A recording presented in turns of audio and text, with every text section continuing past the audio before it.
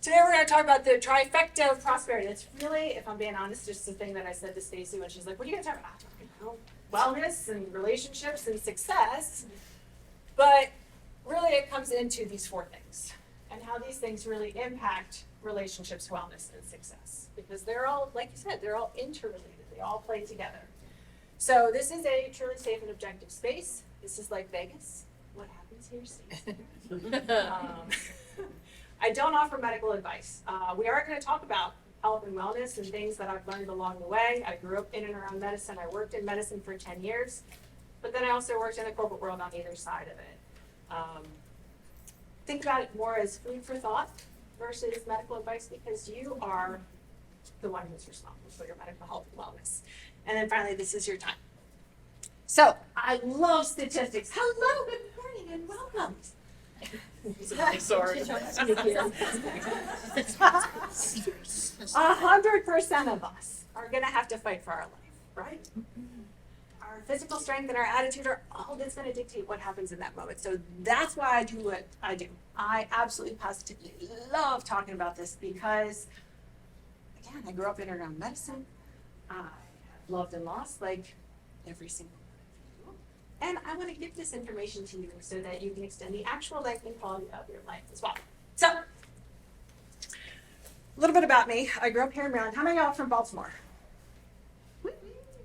All right, who is from the farthest away? Philly. Philly? Oh, Connecticut. Woo, hey. Texas? Awesome. I love it. So, kind of the cool thing about us is like, think about all the water that's in your body. And think about all, that's the water that always was, always is, and always will be, right? So we're all connected, right? We are so strong together. So please take this opportunity, please take this day to connect with each other. This is something that I tell to my students. This is something I ask my clients to do. We need each other, right? So take time after this. So, all right, a little bit about me. Again, when I was a little girl, I wanted to change the world one smile at a time. I worked in the corporate world after college. And then I worked in PT for about 10 years. I worked in outpatient orthopedic as well as neurological rehab. I have seen medical miracles, many of them. How many of y'all have seen medical miracles? Hello. Worse than here. So then I came back to the corporate world. And when I came back to the corporate world and I was talking to leaders all over the US, here's what I found. They weren't well. And so they all had one of four kinds of pain. Physical wellness, mental wellness, communication, or time. And I said, oh my gosh, we can fix this because we spend our life at work. So if we can fix this here, we can help each other. Hi, hello. Come on, She's reeling us in. I'm reeling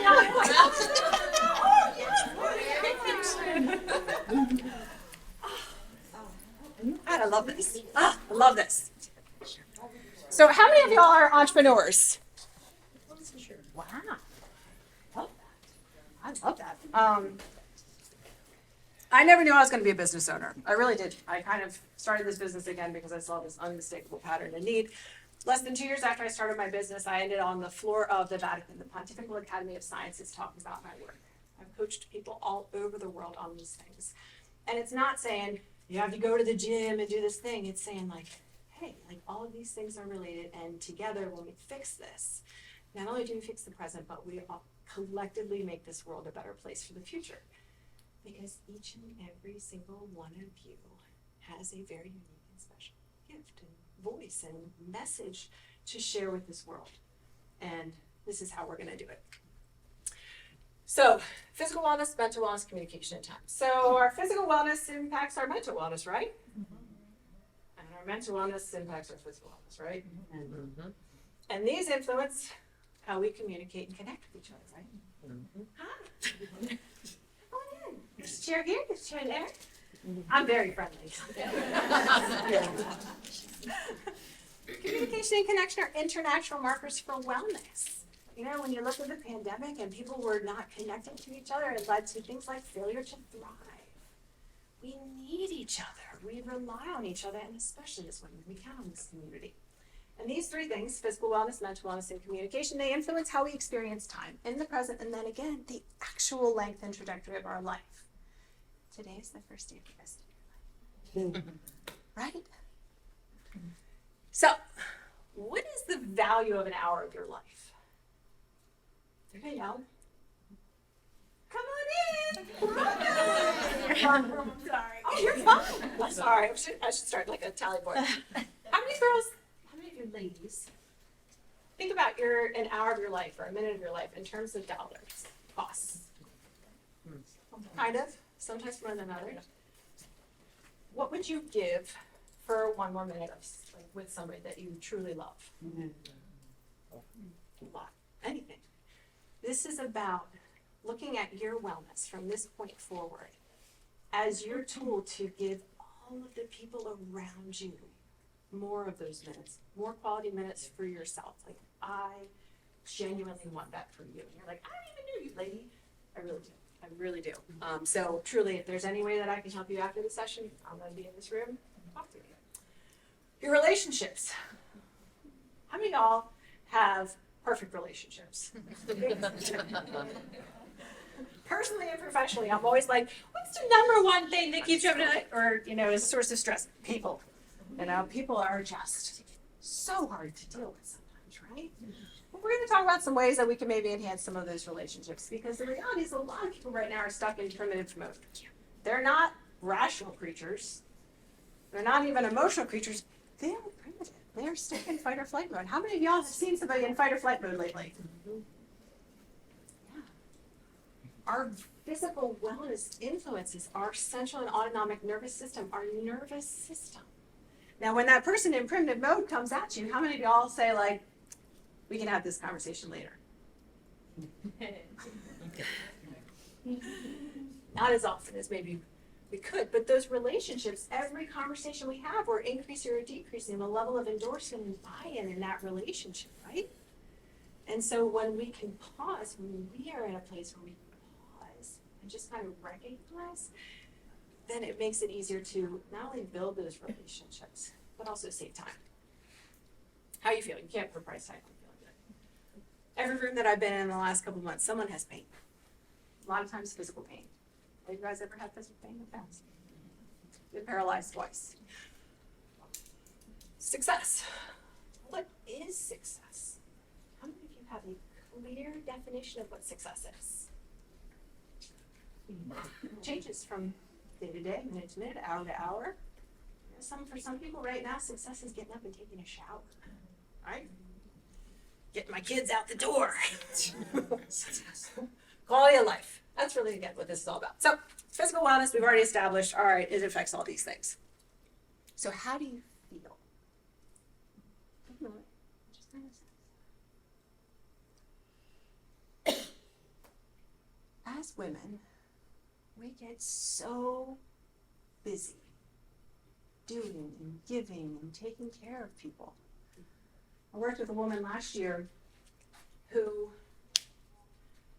didn't go to the doctor because she wasn't bad enough.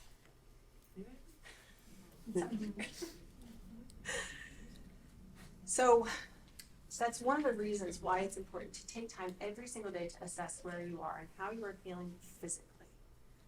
Because again, you are responsible. And I hate to sound like Chicken Little. So if I start to sound like Chicken Little, just be like, chicken. But, I'm not saying you have to go to the gym. I'm saying when you pause just 1 minute, think about how do you feel? How am I sitting? Am I holding stress anywhere? So you don't have to answer me. But as you're sitting there and as you breathe, holding stress anywhere. I was in a coaching session the other day, and I saw this woman go, but this woman who didn't go to the doctor because she wasn't bad enough, she ended up having MS. And we started talking about her physical wellness and some of the things that she could do. And it was impacting how she was walking in the door. It was impacting her levels of confidence as a business owner. And then we did movement screenings with her. We sent her, her and her sister for some things. And a month later, she's like, oh my gosh, I have better balance. I have more endurance. And, pardon my language, I feel like a badass bitch again. So how many of you feel like a badass bitch? pardon my language. Super, super strong, powerful, confident, influential leader who stands strong and confident and tall in your shoes.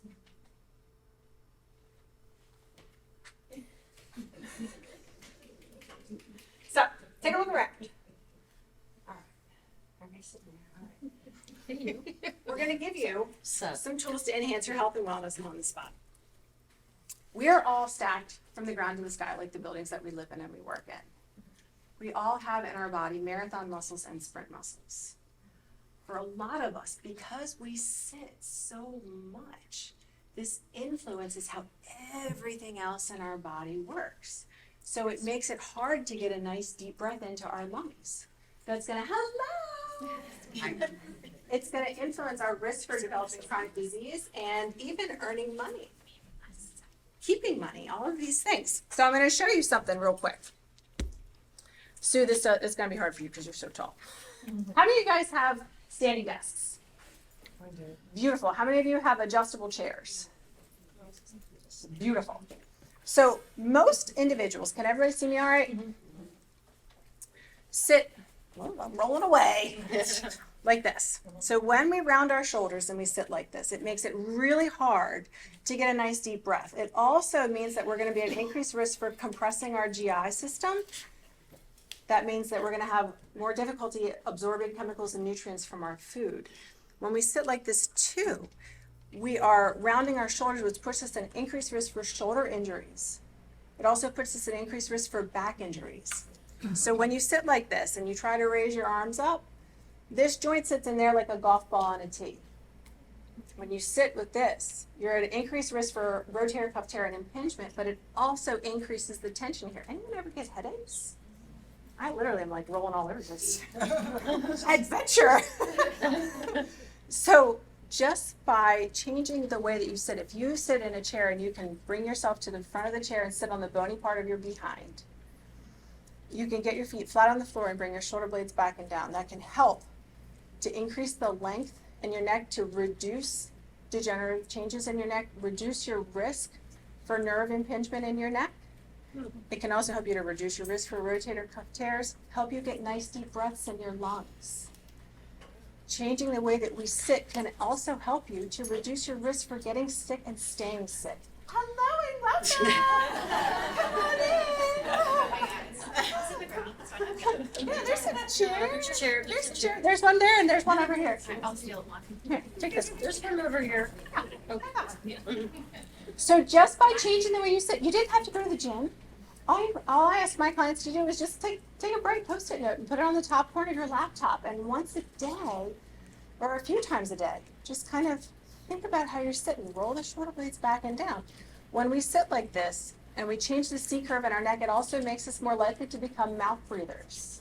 It means that you're going to increase your risk for getting sick because you're no longer filtering things through your nose. And then because your neck is like this, if you get sick, you're more likely to stay sick because you can't get stuff out of your lungs. During the pandemic, this is what I saw. Mass casualty. I was like, oh my gosh, it doesn't have to be this way. All we have to do is change how we sit, just slide forward a little bit in our chair and sit far from our butt. Okay. It's simple. It's like, and then just breathe. When's the last time you took a really deep breath? Last few years ago. Yeah, I know. You find yourself like going so fast. 1999. You know? Now, there are different kinds of people. There are people that are touch people and there are not touch people. How many of y'all are touch people? Oh, God. Too much. Inappropriate. Just other people just like touch people. Touch. Yeah. So those of you who are touch people, just touch somebody, like who's okay with you touching. Don't be like weird about it. It's just like that.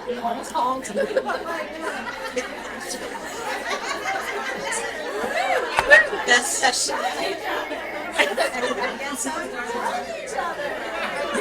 This is the happiness part. So here's the thing, guys. Your physical wellness, it is action, it is touch. Every single thing that you want in this life requires action and movement. So that's why this is so important. So what's another way that we can enhance your health, wellness, posture, and the way that you're sitting and standing? All right, well, we fixed sitting. Let's try an experiment. I'm a scientist. So anything that my clients are like, hey, have you heard about this? I'm like, let me look into it. Let me try it. It's one of my favorite things to do. So we're going to try a scientific experiment. If I can get one volunteer who has 2 healthy shoulders. And we're going to see if we can make you stronger on the spot. Thank you. Come on up. I'm like parched. All right. So I'm very strong. Can I slightly undress? Yes.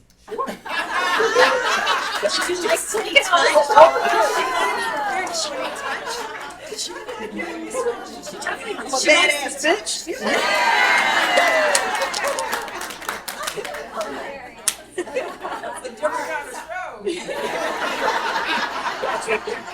You're very strong. So what we're going to do is we're going to see if we can make you even stronger because each and every one of you is super strong. Like look at all the stuff that you have walked through to get to where you are today. So what we're going to do is I'm going to test your strength. So I'm going to ask you to hold your arms like this. So what I'm going to do is I'm going to push down right there and I'm going to see if I can move you. Okay? I want you to hold strong. Don't let me move. Are you ready? Hold strong. All right, so you tip forward a little bit, but now you know what to expect. So I'm going to do it one more time. Everybody see that? All right, hold strong. Okay. So do you see how she kind of like prepared? All right, and we're going to make some minor adjustments. Okay. You have a good, please stand up for me if you can still see. If you need to kind of like spread out a little bit, go ahead. So look at your feet for me. Most women tend to stand with their feet really close together. What's that mean? Most women tend to stand like this or like this because they held a baby. So in order to really activate the muscles in your lower extremity and your back, you want to have about a shoulder width apart stance. This helps us to keep our glutes and our hips strong, helps to reduce your risk as we age, slips, trips, falls, things like that. Now, the other thing women tend to do is we tend to lock our knees. Yeah, I just did that. Unlock.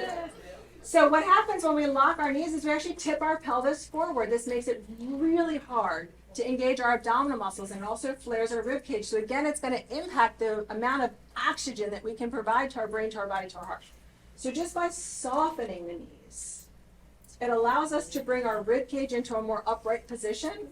It's going to sound crazy, but if you take your hand and you put it on your sternum and you bring your sternum perpendicular to the ground, it's going to feel weird. It's going to feel like you're falling forward. And then roll your shoulder blades back and down and bring your head and neck up. You're going to be stronger in this position. I'm going to show you. So again, feet shoulder width apart, soft knees. Sternum down, shoulder blades back and down, arms like this. Head neck level. Ready? Hold strong. Yeah. Like a- Yeah. You feel stronger. You do. Feel different? Yes. Did it look different?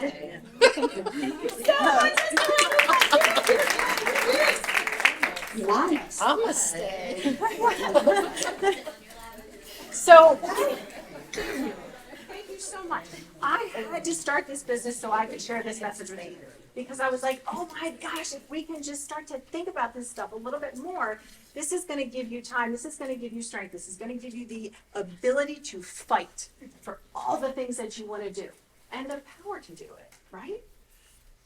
So just 1 minute. She didn't have to go to the gym, but if you take advantage of proactive strength training, it does also help to build and maintain that brain to muscle connection. So it helps you to preserve your brain, gray, and white matter as you live and age. So what can you do? Take action. Be more aware of your posture, and then 2, think about it. You are setting an example for all the people around you. If one person sets up straight, does everybody else start to do it too? It does. It's a ripple effect. So this impacts how we show up in meetings. It shows up how, just our body language when we're interacting with other people. So, simple thing. Other thing I tell everybody, how many don't look at yourself in the mirror? Like, really look at yourself in the mirror? Most women are like, I do my makeup, so of course I do. But when you look at yourself in the mirror, do you look at your shoulder and your neck and are things symmetrical? So that's something else super simple that you can do. It doesn't cost you any money. When you're putting on your makeup, when you stand in front of the mirror, just take an extra second and just be like, what do I see? It's a really great way to see if you're consciously, subconsciously holding attention. Hey! He's like, and then prioritize sleep and movement. All right, mental wellness. So we've already said, all right, physical wellness impacts mental Can I wellness. ask you a question about the last Absolutely. segment? You told us how to sit better, and you asked who had standing desks, but I didn't raise my hand because I don't have a standing desk. So, any tips for people that don't have standing desks? Sure. If you can get up and move throughout the day, we're not meant to sit all day. Like, we're just not. They say like sitting is the new smoking. And so for a lot of the people who I work with, and just, like, let's just be real, like, it gets really easy to get sucked in, right? You just get going, and I have to do this, and now somebody's asking me to do that. And so for some people, it's setting a timer to get up and do it. For other thing that I tell a lot of people is change your water cup so that you become more aware of how much water you're drinking. Like switch it out every week or so that it becomes again a visual cue. And in that way, it's kind of like, oh, I have to go back. And then for the standing desk too, it's remembering those soft knees, shoulder blades back and down. I have a hospital tray table. I'm notoriously thrifty. I actually started my business in thrift store clothes because I was going through a divorce, and I was like, I don't have any idea how I'm gonna do it, but I have to do it. So I have my little hospital tray table, and it's great because on nice days you can take it outside and get fresh air. So again, like, how many of y'all work from home? Yeah. So being able to go and to like work outside, like it can help you to feel that feeling of connection. Again, during the pandemic, it's like our worlds became so small. And so this helps us to like get that visual stimulation and feedback, which again helps to foster and promote creativity as well as give us vitamin D. Just gave me an idea. I'll be looking for a hospital tray table. $60 on Amazon. Fantastic. I like nice things too, don't get me wrong, but I'm a thrifty mama. So mental wellness. So obviously our mental wellness impacts our physical health. Like anybody ever have that like voice in their head?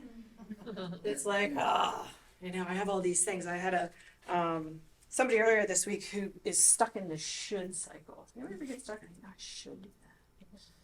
So a good friend of mine, he's like, don't shit all over yourself.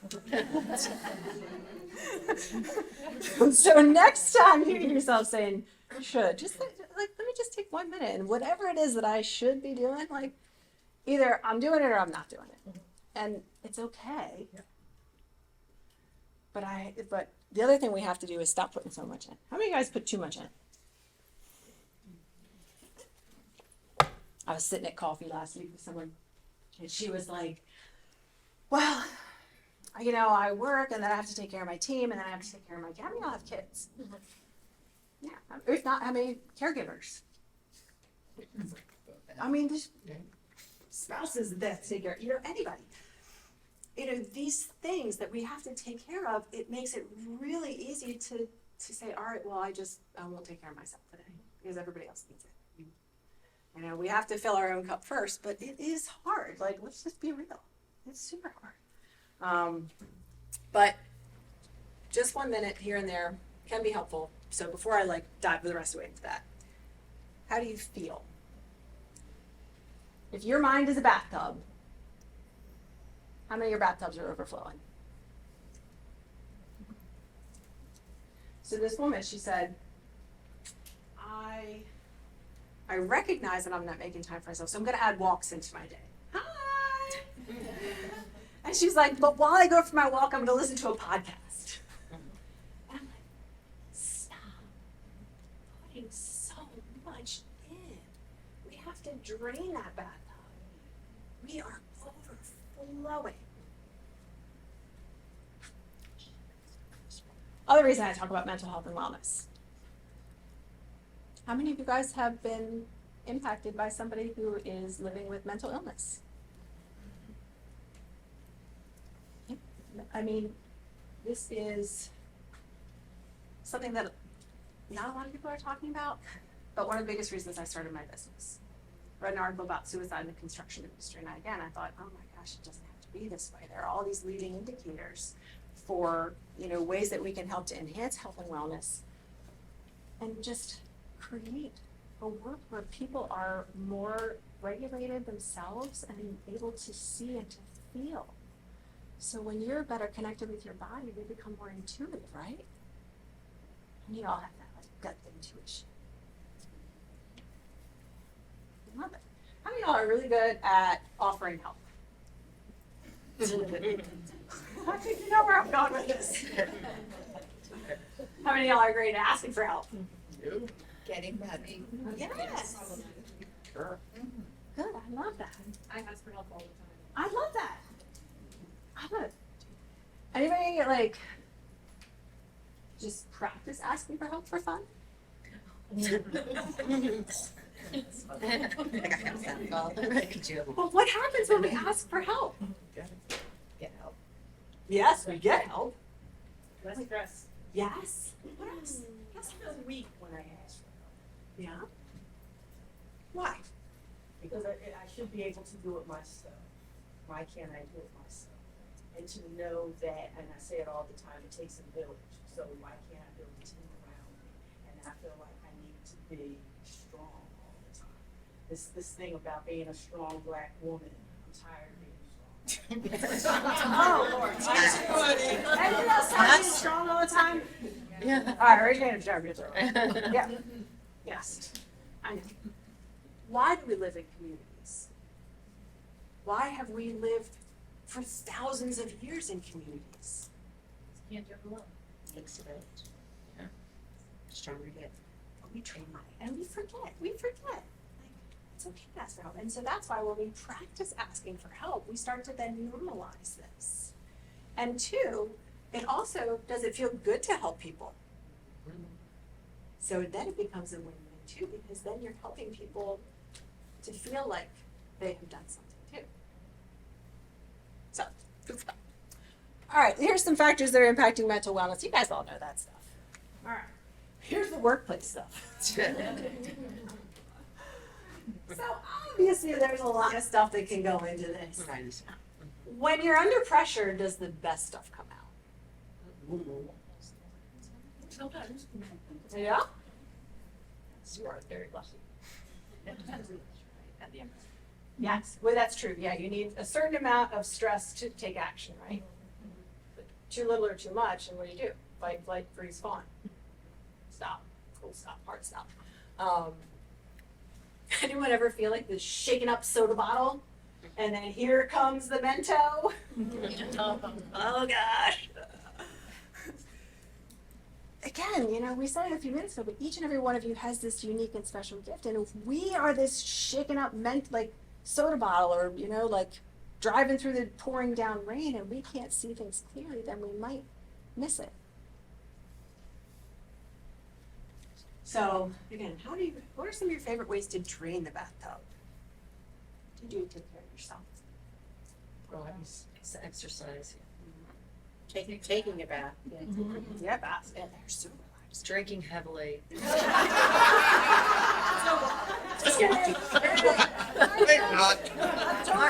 Sorry, nuns, that's meditation. Girls' weekends. Yeah. Yes. Girls' weekends, connection, yeah. There's so many ways, but one of the things that I encourage everybody, make a list of all the things that you do, and two, how people can help you, so that when people want to offer you help, has anyone ever been so shaken up that they're like, I don't even know what I need anymore? So take a second today, while we're here in this community of women, and just like write down, like, what do I actually need? What do I actually want? What are the things that are in the way? What are the things that I can get off of my plate? Because we're so good at saying yes and putting things on the plate, but you know, what's the benefit of taking things off of our plate? Let's say board positions, or commitments, any commitment.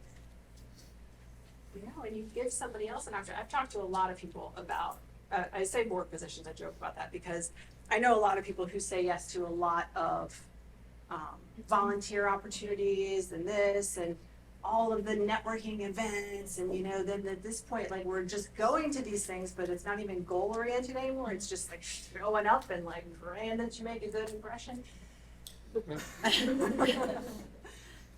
But it's that when we take things off and we give it to somebody else and say like, I just can't do it all right now. Number one, again, we're gonna continue to normalize that pattern of saying like, it's okay to acknowledge that. But two, somebody else might be like, yes, I can't wait to put this on my resume. So there's benefit in that too. So who remembers the show The Real World? Oh, yeah. I think we know. Signs of stress. Biggest one that I always like to highlight while we're here is no signs at all. Everybody see that video on the internet a few weeks ago with the two guys at the soccer game or rugby game? Yes. The one guy you thought wasn't gonna be the one, he was the one. Yeah. I don't know, Charlotte. Yeah. He lost. He lost. So there was this video on the internet a few weeks ago, and there were these two guys, and they're sitting at a soccer game, and the one guy like looks kind of sad, and the other guy's like, "Are you okay?" You know, and the person next to him ends up taking his life. Right there? Mm-mm. Oh, yeah. I was- It's like he's on the side of the soccer field. No, but the one that you didn't say. Right. Yeah, but it's like you just don't know. know. You don't You know. just don't Right. know. Okay. But I've talked to many leaders. Like I had someone come up to me after a session I did a few weeks ago. She's like, we had to do all of these layoffs, and you know, we tried to set them up as best as we could. And it's like, well, what can we control? The only thing that we can ever focus on and control is like, I did the best I could with what I had. Everybody can. Everybody does. But two, this is where when we take care of ourselves, we become more intuitive and better able to help serve. Not that it's your What was the one that? FFFF. fight, flight, fear, fawn. So again, when people are not even able to, anyone ever tries to rationalize a child who's tired, hot, or hungry? All of the above. Impossible. But those are signs of stress because their need isn't being met. And it's like when people are doing these things and we don't understand, it's like, well, what were they thinking? They weren't. They weren't. And so I took a mental health first aid class last week. By the way, those are available at community colleges, places like that. It was free at my community college. It was an 8-hour day, super beneficial. Highly recommend it. So mental health first aid class, it's like when someone's having a mental health crisis, what do you do? Just like if threatening on CPR? Is that- Talk them off a Yes, ledge. it's like a CPR training, but for mental health. But it's much longer. It was like a full day. And I was like, all right, I wish that it was more like a CPR training. But really beneficial. And two, it was just for normalizing, but we were talking about stigmatizing versus non-stigmatizing language. And one of them was, you know, someone was like, well, they were being manipulative. Have you ever felt like someone was being manipulative? Well, why? What was their need? They wanted, like, we all want something. Why do we talk? Why do we do anything? It's motivation and to have our needs met. So, long story short, take care of yourself so that you can help see others and understand them better and have just more grace around that. Like, this is just not the time to have this conversation. Like, you're not right, I'm not right. Like, we can just pause. If it's not a matter of life and death, don't make one. It's one of my philosophies. So, how many of you, let's see, a lot of you wanted to talk about communication. What is the hardest part of talking to others or communicating? Finding the time. What are some of the other like barriers to effective communication? Listening, Listening. avoiding conflict, Mm-hmm. That's a big one. What else? not knowing how the right way to communicate what you need to say. what format? Mhm. What modality? Okay, good. So we'll talk about, how many of you guys have heard of DISC before? Myers-Briggs, colors, what animal are you? Like they're, Put your candy bar. so again, we're having all these conversations, some like much more impactful than others, but you'd never really know the ripple effect of one conversation. How many of you have had a conversation change the rest of your life? Yeah, for sure. I have. They're super important. So we're going to give you some tips via DISC refresher, because this information can be applied to better understand yourself and your needs. It can also be used to enhance your relationships with your children and your parents and people in primitive state as well. So each of us has a primary communication style. Now, these are broad sweeping generalizations that date all the way back to Hippocrates. He was the first one to talk about the four humors. DISC was established kind of in the 1920s, but again, like it's just kind of like these loose categories so that they're at a glance easier to understand, because we generally tend to communicate the way that we want to be communicated with. but that doesn't always meet the need of the person. And then that like causes frustration and time. All of these can be a leader, any one of them. So it's not like there's no good, bad, right, wrong, and it works like an order of operations. So generally speaking, there are more task-oriented, information-oriented, and there are more people-oriented, feeling-oriented individuals, generally speaking. Do you feel like you are generally more task-oriented? Generally more people-oriented? Oh, good, 4 of you. Great. Super. All right. All right, we have people who are generally more extroverted. Oh, no, a little bit fast. Generally more introverted. So there's no good, bad, right, wrong. People who are generally energized by being around people, and people who are generally like, I like my people. All right. The top one. They tend to speak in bullet points when you get an email from them. Their overextension tends to look like anger. Their primary need is for control. And it's not control, sometimes it can feel overbearing, but it is, I want to keep my people safe, so I need just this much information. And then from there, I can make the right decisions to drive the mission forward. The top 2 tend to look at the present and the future. The bottom 2 tend to look at the present and the past to make decisions. All 4 of these work really well together to get things done, move the needle. Top one on the right, the influencer. This is a people-oriented, extroverted individual. I am a 100I. Hello! That's what that looks like. The primary need is for attention because they love people. I love people. I always have. When I was a little girl, I used to run up and down the beach in Rehoboth and I'd be like, hi, I'm Karen. I'm from Eldersburg. Let's be friends. Connect with me on LinkedIn. Let's be friends. Overextension of the influencer tends to look like disorganization. The supporter is a people-oriented, introverted individual. They love their people and they love harmony. Because they tend to look at the present and past, they tend to scan the horizon for danger. It's to keep their people safe. Their overextension tends to look like willingness. They say yes when they should say no. The top 2, under stress, under any sort of excitement, you will know exactly how they feel. They wear their heart on their sleeve. The bottom 2, less so. So when this supporter is overextended and saying yes when they should say no, you probably won't know it. They have a very hard time asking for help. Bottom one, compliance. Everyone ever open up an email who is not this style and it's like this long? Feel like flag it forward. If you write that way, number 1, God bless you. Number 2, if you are ever feeling frustrated when communicating with another style, I encourage you to put the bottom line up at the top. That way you know that it's read by these top 2 who are going 1,000 miles an hour this way, and I only need this much information to make a decision. That's called bluff, bottom line up front. Yes, yes, yes, me too, 100%. So this person tends to like numbers and information, historical data.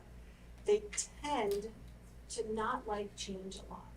They like things the way that they are because it keeps people safe. Their primary need is for safety, and their overextension tends to look like hypercritical. So that is the easiest way. So I have 2 girls. I can tell you I have one who needs attention, I have one who needs safety. So the way that I talk to my kids is very different. So that's how you can use this information to help make things easier, save time, save energy more than anything else. What can you do? Take action.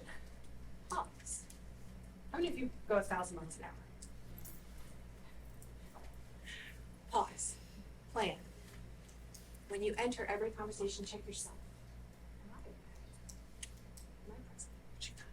How many of you guys ever try to do, who says they're really good at multitasking? Oh, God. That's multitasker ever. So after college, so my undergrad is in sports psychology. So like my brain is like philosophy, psychology, physical therapy, leadership drill, all this mishmash, maybe who I am. But just like that almost. Plan, pause, listen, watch. Yeah. Anyone ever lose their train of thought? Thank goodness.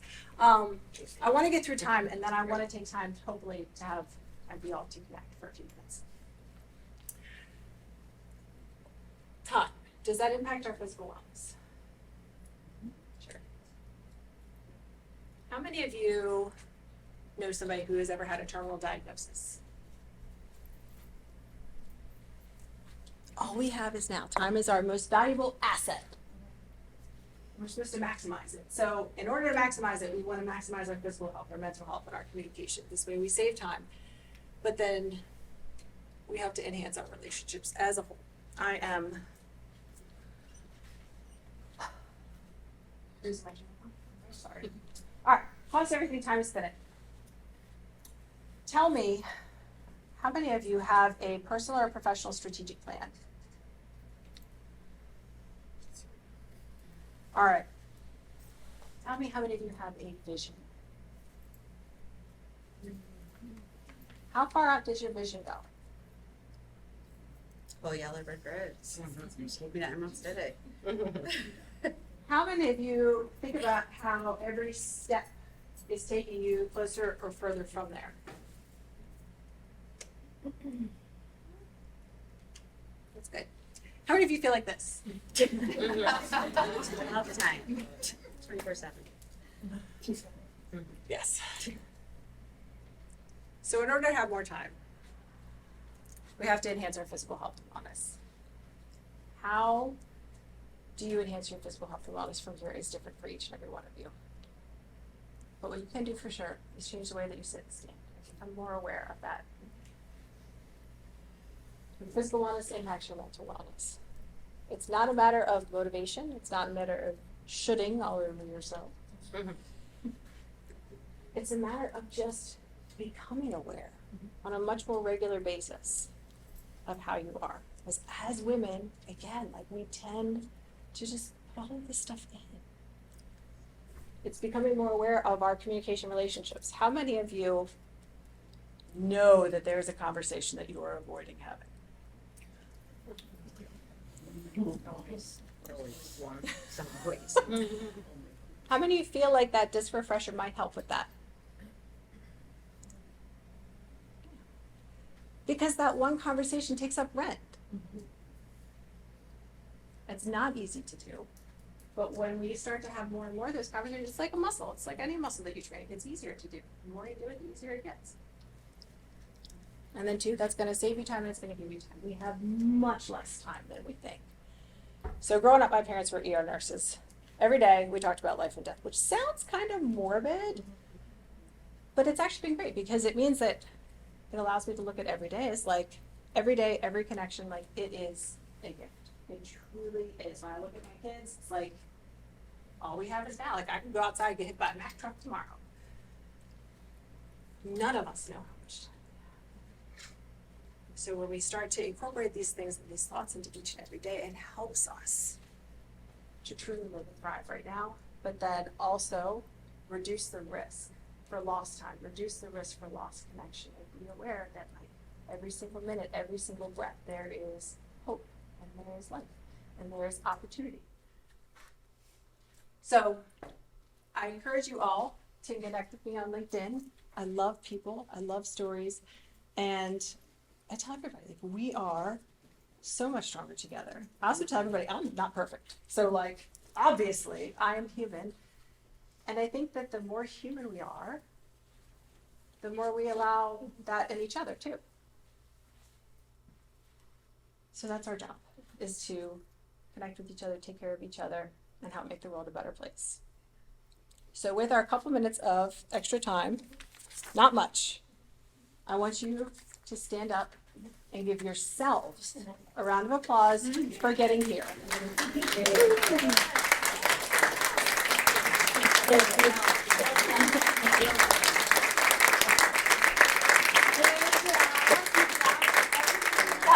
Now, for the huggers and the touchers, I encourage you to give each other like a hug, a high five. If you're not a hugger or a toucher, send a text message.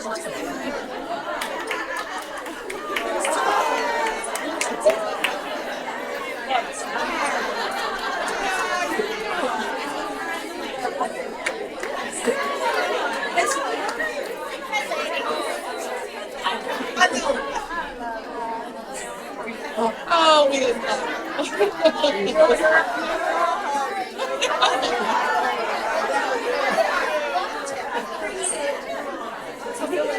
I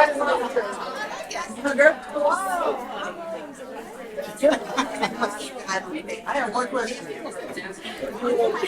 I have another question. Biceps. What's the secret? Oh my God. Come on. Oh really? I thought you were gonna say you can. I thought you were gonna say coach people. Yeah, executive. Well, but I mean, I thought like personally. Yeah. What's your goal for this movie?